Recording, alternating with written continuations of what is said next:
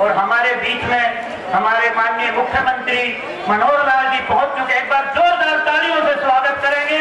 भारत माता की, भारत माता की, मनोहर लाल जी खट्टर की, भाई नरेंद्र मोदी की, भारत माता की, भारत माता की, भारत माता की। नमस्कार, मैं हूं प्रमोद और आप देखना शुरू कर चुके हैं दी सड़कनामा.com।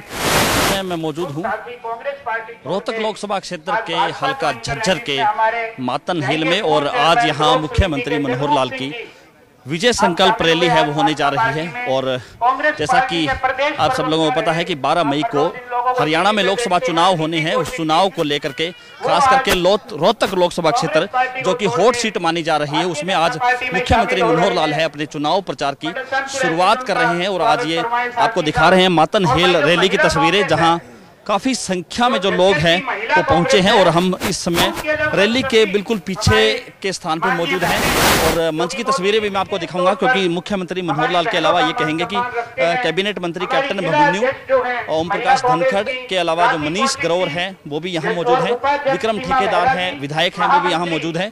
और काफी संख्या में जो लोग हैं वो इस रैली में पहुंचे हैं। और कहीं ना कहीं भारतीय जनता पार्टी का ये जो मिशन है खास करके रोहतक लोकसभा क्षेत्र को जीतने का, और उसी को लेकर के ये विजय संकल्प रैली है वो रखी गई है। लोग कांग्रेस के लोग आज ये हरियाणा में बस में गुलाम नहीं, आजाद नहीं, क्या है पता नहीं, ये गुलाम है या क्या है, ये आजाद तो नहीं, इनको बस में धक्के से बिठाया गया।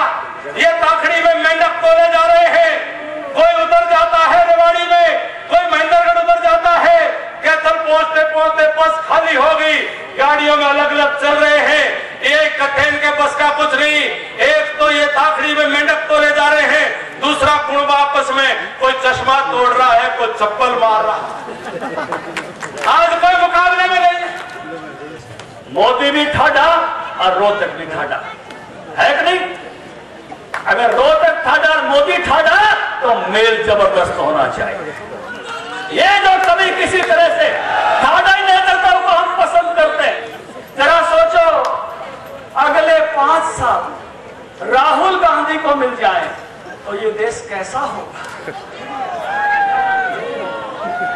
सोचो। आज का चुनाव भारतीय जनता पार्टी का चुनाव नहीं है। आज का चुनाव 2019 का ये चुनाव मोदी जी का भी चुनाव नहीं है। ये चुनाव भारत का चुनाव है, भारत का चुनाव है। इस इलाके के भी बहुत से ऐसे नौजवान जो बिना किसी रिश्वत से, बिना किसी की चापलूसी किए हुए और वो पुलिस की नौकरी में लग गए, डी ग्रुप में लग गए, कहीं ना कहीं कोई एएसआई भी लगे होंगे, कहीं जेई भी लगे होंगे, अध्यापक लगे होंगे। हर जिले में झज्जर जिला एक छोटा जिला है, लेकिन उसके अनुपात में मैंने जो विश्लेषण कहा है तो डी ग्रुप की जो नौकरियां हैं वो यहाँ सबसे ज्यादा लगी है। इसलिए डी ग्रुप की जो नौकरियां हैं वो यहाँ इस जिले में बहुत लगी है। तो मैं ऐसे सब परिवारों को बहुत बहुत बधाई देता हूँ कि जिन्होंने ना पर्ची के कारण से, ना खर्ची के कारण से इस सरकार की जो हमारी पॉलिसी थी, हमारी जो नीयत थी कि हम पारदर्शी सरकार के नाते लोगों को एक सुविधा देंगे, और वो मैंने देखा बहुत गरीब परिवारों को भी बहुत सी नौकरियां ऐसी मिली हैं। देखो एक जो गुंडा राज, और मैं तो ऐसा देखता था उस समय सरकारी मशीनरी को भी गुंडा राज के लिए उपयोग किया जाता था। आज सरकारी मशीनरी भी हम लोगों ने उस लाइन पर ला दी है, उनकी कार्यशैली ऐसी बना दी है जो जनता के हित में जनित ऐसी है। आज कोई भी अधिकारी कर्मचारी पूरा समय ऑफिस में बैठता है, आप सुबह जाए शाम जाए आपको आपके काम के लिए मिलेगा। चुनाव के समय सब पार्टियों ने अपना एक हिसाब जो का ताना बाना बिखरा हुआ है, उसको समेटने के लिए अपने अपने कार्यक्रम शुरू किए हैं।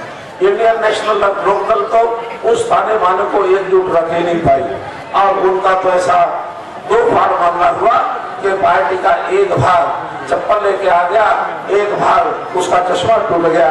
उस नाते से जैसे कैप्टन साहब ने कहा कि उनका जो हाल हुआ है आज उनकी गतिविधियां ये सब जानते हैं कि जैसे लूट राज लट तंत्र चलता था, उस लट तंत्र को हमने खत्म किया है, उस लूट राज तंत्र को हमने खत्म किया है। पार्टी अपने आप खत्म हो गई है। यहाँ तक कांग्रेस का विषय है, कांग्रेस के सब नेता ये अपने आप में मुख्यमंत्री की दौड़ में एक दूसरे से भिड़ रहे हैं, मंचों पर एक दूसरे के ऊपर हमले करते हैं, FIR होती है और इनको एक बस में बैठा करके कहा जाता है चलो हम एक अच्छे हरियाणा का सपना ले। मेरा कहना है कि उनकी इस यात्रा में बैठे हुए कांग्रेस एक कांग्रेस का भला नहीं कर सकते, इस प्रदेश का भला तो क्या करेंगे, दूर की बात है। मैं शुभकामना करता हूँ कि अपने कांग्रेस का भला कर ले और 8 के 8 लोग सही सलामत बस में बैठ कर जो चले 30 तारीख को सही सलामत वापस उतर आए, यही मेरी इनके लिए शुभकामना है। इसलिए मैं तो किसी से कोई भी उम्मीद नहीं की जा सकती, न कांग्रेस से, न इंडियन नेशनल लोकदल से, न JJP से, न ही छोटे मोटे और दल जो खड़े हैं उनसे। इसलिए इस देश के अंदर एक मजबूत नेतृत्व, जिस प्रकार का नेतृत्व की आज हमको आवश्यकता है, वो नेतृत्व आज हमको मिला हुआ है और उसको दोबारा से फिर एक बार मोदी सरकार ये संकल्प लेके हमको चलना है। और मोदी जी कोई सामान्य मोदी जी नहीं है। हमें अभी कल ही एक ऐसी घटना जो इस देश के वैज्ञानिकों ने नेतृत्व नरेंद्र मोदी जी के नेतृत्व में की है, वो वास्तव में इस देश को दुनिया के प्रमुख जो महत्वपूर्ण अमेरिका, रशिया, चाइना उनके बराबर ला के खड़ा कर दिया। अभी तक हमारी डिफेंस फोर्सेज, जल सेना, थल सेना, वायु सेना इस रूप में काम करते थे, वहां पारंगत थे, हमें किसी प्रकार की कोई दिक्कत नहीं थी। एक ही विषय अगर बचा हुआ था तो अंतरिक्ष बचा हुआ था। अब इस अंतरिक्ष पर भी हमने काबू पा लिया और एक शक्ति अभियान, भारत को एक शक्ति बनाया और कल ही 3 मिनट के अंदर जाकर के 300 मील ऊंचाई पर जो सैटेलाइट उड़ रहा था उसको मार गिराया। तो फिर आपको अपनी जिम्मेवारी, आपको जैसा याद कराया गया कि 12 मई को आपके सामने बैलेट मशीन होगी, उसके ऊपर कमल का निशान होगा। कैंडिडेट कोई भी आएगा वो कैंडिडेट भारतीय जनता पार्टी का, नरेंद्र मोदी का कैंडिडेट होगा।